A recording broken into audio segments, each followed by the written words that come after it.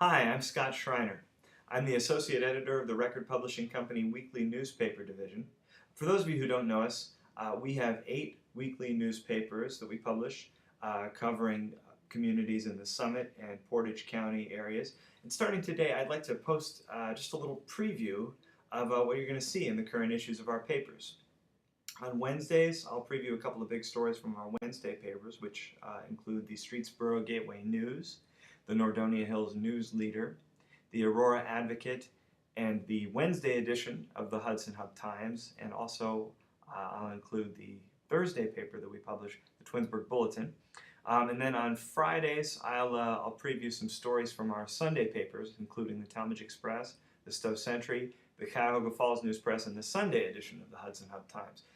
I can't promise that I'm going to do this absolutely every single Wednesday and every single Sunday. It's kind of a new thing that I'm trying out. I hope you like it, but we'll see how it goes. And I'll if it goes well, I'll do it as often as possible. So I'll start with Twinsburg.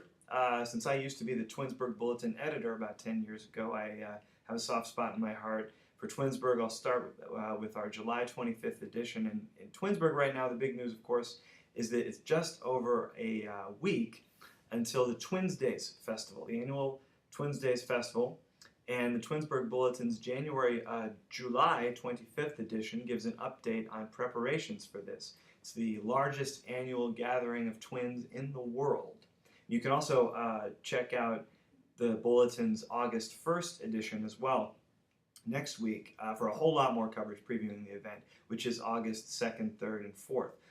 Also in the July 25th Bulletin, you can learn about an issue which the city's planning for the fall ballot, which would allow more flexibility for the area of the Twinsburg Township Square and how that area can look. It would allow entertainment and educational buildings like museums and exhibit halls in that area, and voters will see that in November on the ballot. In the Hudson Hub-Times, let's see if I can find it here, latest issue of the Hudson Hub-Times, July 24th, you can learn about Operation Backpack. And that's a statewide program to collect backpacks for homeless and needy students in the state. And that network has just added Hudson as a partner. There's now a drop-off point in the city for that program. And also, we have a story about Judge Jane Margaret David. She's a longtime resident of Hudson, and she will be sworn in early August to her seat on the Summit County Court of Common Pleas. You can read a nice interview with her in the Hub. Aurora. The mayor's race in Aurora is heating up. It's the current mayor, James Fisher. He's not going to be running in the fall. And the top story in the July 24th Advocate is about the first candidate to file for the job. Should I tell you who it is? No, you can read the Advocate to find out, or visit www.auroraadvocate.com in case you didn't see it when I flashed the paper there. There's also a great story in the Advocate about a 2000 graduate from Aurora High School, currently on a cycling tour. It's a 3,300-mile tour from Seattle to D.C., and she's going to stop in Aurora this Friday, July 26th. She's doing this to raise funds for the American Lung Association, so it's a really, really great cause, very commendable. In the July 24th issue of the Streetsboro Gateway News, you can see a terrific section about what's going on at the Streetsboro Family Days event. That festival starts tomorrow, July 25th, and it runs through Sunday, July 28th. It's a big deal in Streetsboro, and we always cover it very heavily in both the Gateway News and the Record Courier, our sister daily paper. There's music, rides, games, food, lots of fun, hence the name of the event.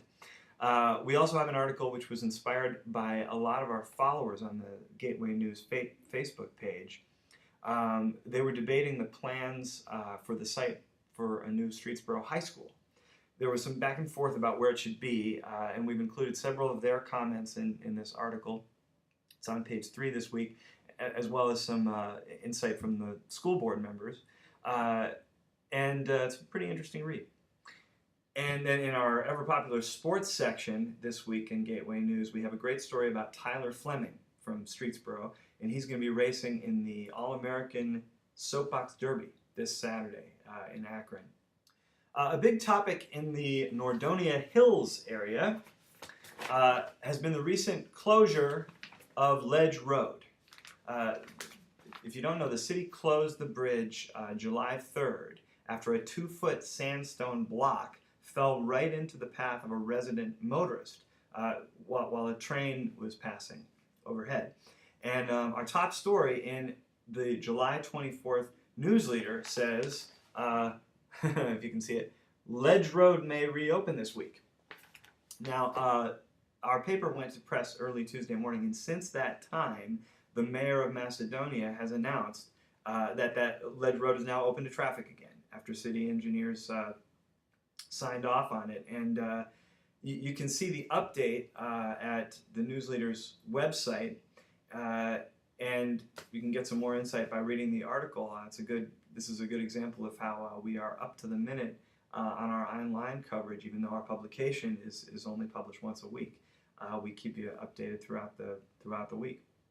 And the news leader also features a story about the big $68.5 million expansion at the North Coast Behavioral Center in the village of Sagamore Hills.